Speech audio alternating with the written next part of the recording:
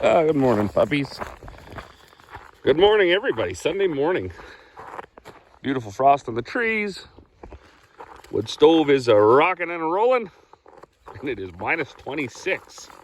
So we are, we're getting it. We're getting that winter. We had a really good day yesterday. Played some games with mom and dad. And, well, I did make those 10 bags. And then that was it. Made those 10 bags, loaded out. A little bit of molasses, a few little bags. And then, yeah, the afternoon was just downtime. Today I gotta fire up the telehandler. And then I gotta run up to the bin yard and get some oats. Because my oat bin down here is empty. Just gotta get a bag full. Buddy's got a hockey game at 1 o'clock. So we're not gonna do too much today either. Yet again, it is Sunday. And I'm trying not to dedicate 24 hours a day every single day to feed anymore. Just 20 hours a day, Monday to Saturday. Whew, it's cold. I washed the windows in the old telehandler yesterday. It's funny how something so simple and so self-explanatory can make your life so much. Oh, what? That doesn't open anymore. That has never locked the time I've owned it. And now it's just like denied. Okay, well, I gotta get that open because I want to take the oil. Okay, well, I did get it. The old girl's been running like a top, ran really good yesterday until I brought it in here, and then I had to fire it up a few hours later to go load up one bag of whole oats. And it did that thing where I don't know, had extra fuel in the cylinder or the turbo or whatever, and it revved up for just that split second when it first started, smoked a bit. So injectors did show up though on we picked them up Friday. No, we picked them up Saturday morning. So if it's minus 30 this week, minus 35 or whatever it's supposed to be, Dad and I might just take this apart, put injectors in it and do that seal because they're both here now. The clutch for this truck has been shipped out to get rebuilt, the clutch and the pressure plate. And then this also, I think this lever, there must be a pin in here that engages and disengages your PTO. I think that broke because we got no more PTO on the old 430 case. So you win some, you lose some. I also drove over Buddy's net. He wasn't too fond of that, but hey, don't leave your stuff in the way, especially when you have a little tiny shop. That's one thing we need is a bigger shop to store all our equipment that's in various stages of disrepair. Someday. All right, let's go see if we can get that little gas auger running.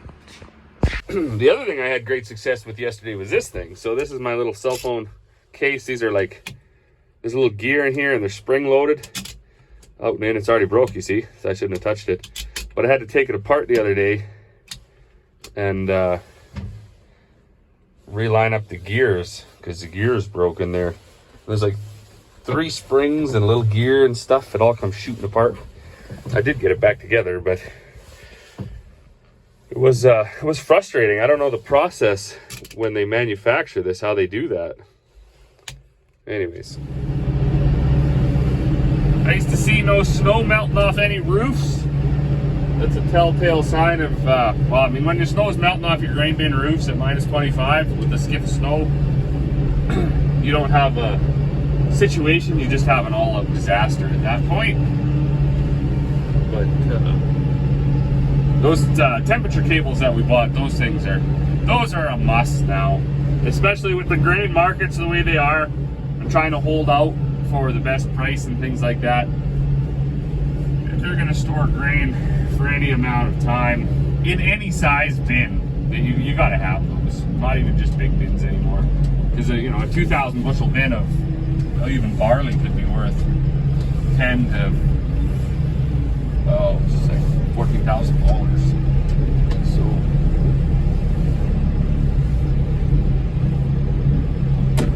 let's see if this thing will start. I doubt it.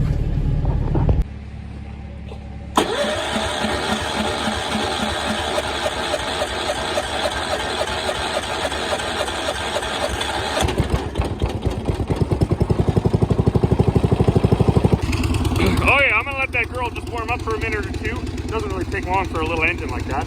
But one crazy thing, I don't exactly know how old that engine is, 20 years old maybe. Maybe even older. It says full or 16 on it. One thing that I found interesting when I was custom hauling grain though is I'd go into farmers' places and they'd have newer augers. Didn't really matter the engine that was on it, but of course the engine's new, right? So when it was first few loads in the spring, they'd have to drain their gas tanks or like it just run like absolute garbage. And all those newer engines did that. I noticed it on every single farm that had a newer auger. And then you go to farms that had these old, like 25-year-old augers, same thing, tiny little fuel tank on it that's been left all winter with gas in it, and they would fire right up. So I don't know what the science is behind the manufacturing process of these old engines compared to the new engines, but the old ones will run, and the new ones, they will not run on old fuel.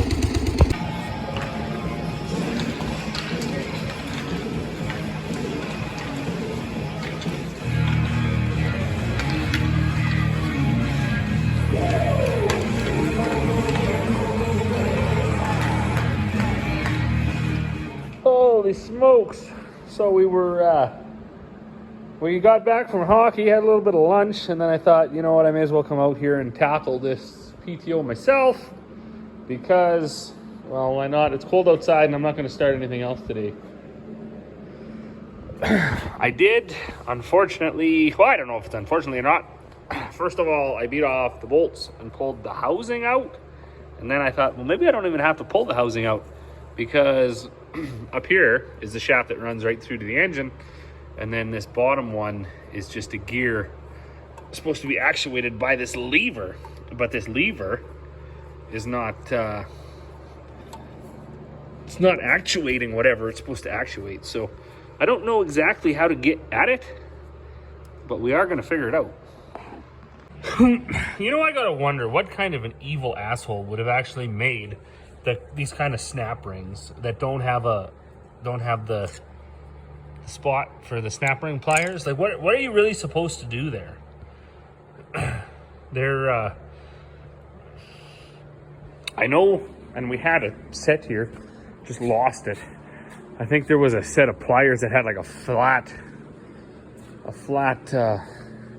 see if I can find them. These ones. So I don't know if these are actually what that's for, but that's what it's going to get used for. And still a piss off. Like, why can't they just make it so there's some continuity in the old mechanic world, actually, so a guy doesn't need to own 47,000 pairs of pliers to do one job.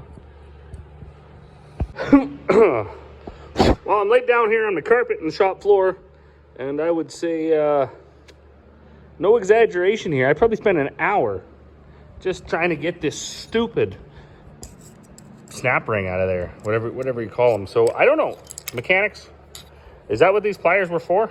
I don't know what these pliers are for. They did kind of work, but they couldn't get enough of a bite that I could, get it peeled away.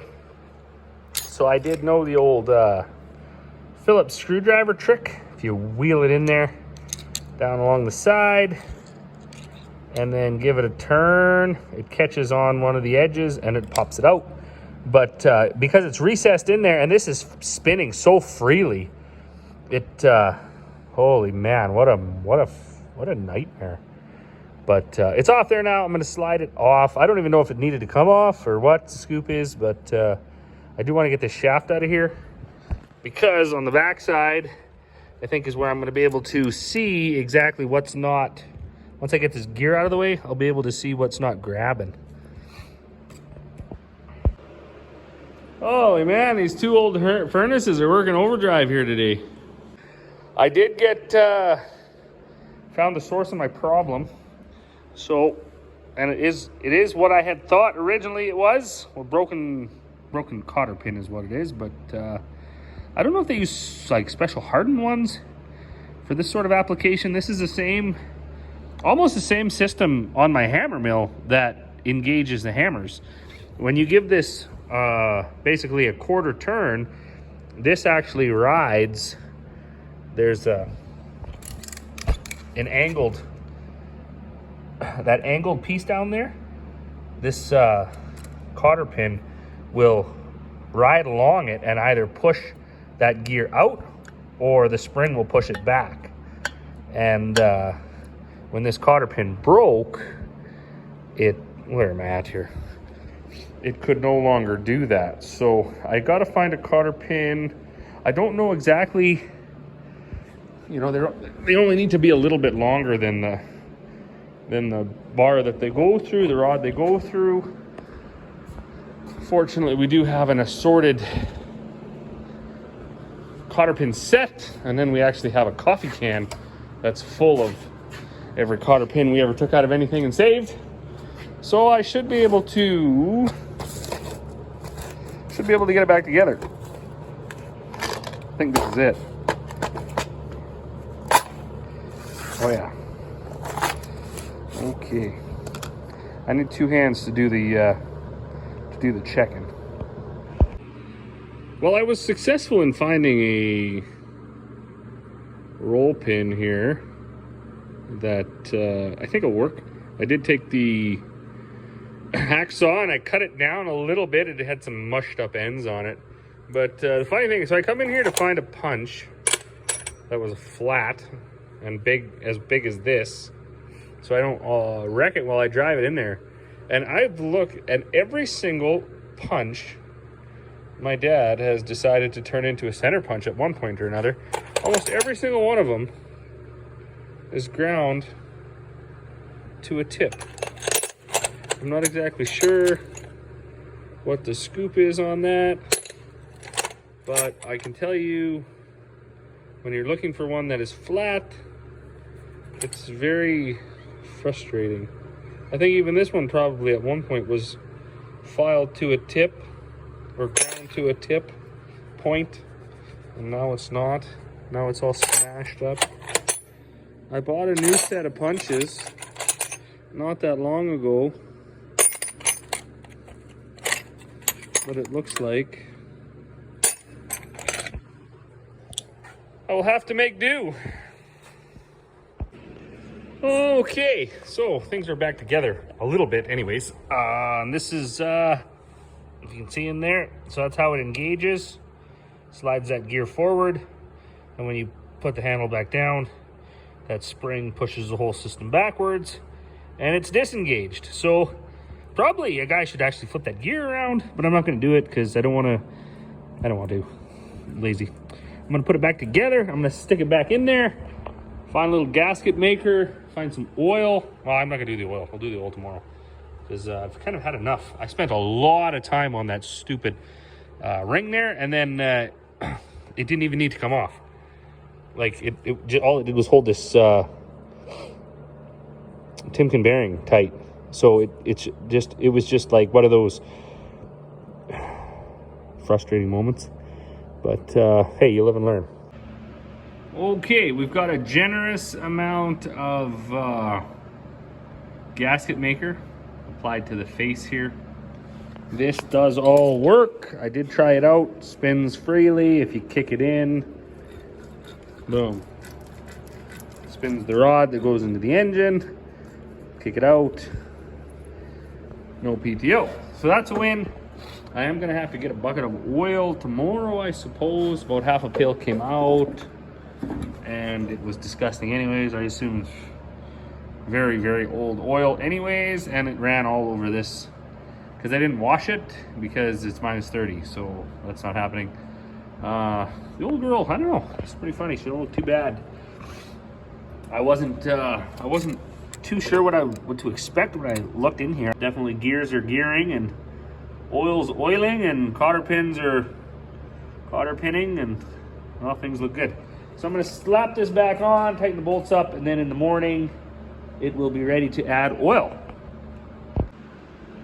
Whew, okay, so that was out and in. Out, fixed, and back in. And I'm pretty pumped about it because, well, whatever. One more job done. We can get back to other things.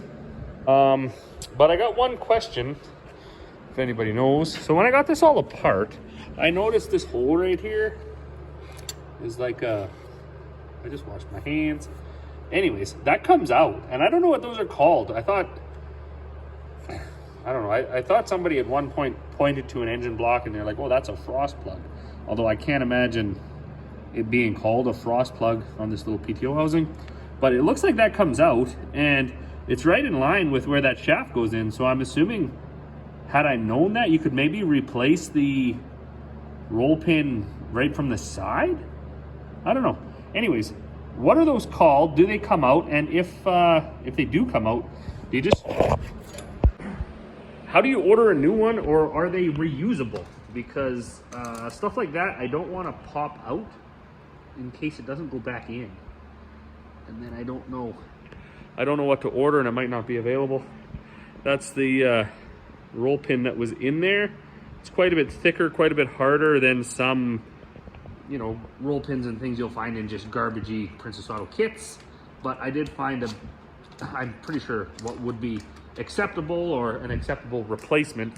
Might have been a metric size if there is such a thing, but it was quite a bit thicker than most of the other roll pins in that kit. So hopefully it doesn't just break right away, and if it does, I don't know, that'll be frustrating. But I think I might do some research into what that little plug on the side is for, and maybe if it breaks again, I'll be able to just pop that out and slide a new one in. But that is it for me. It's 6:30, and we did have a late lunch when we got back from the hockey game at about 3 o'clock. So I'm not too hungry, but I do want to go in. I want to have a shower. We're going to have a busy week because we are heading out on holidays Sunday, so a week from today. And then so we got to get everything prepped for the farm sitter, get the bags and the molasses and stuff made for the people who want to pick up before we leave. And then, then we'll be off. So as always, thanks for watching, and we will see you all on the next one.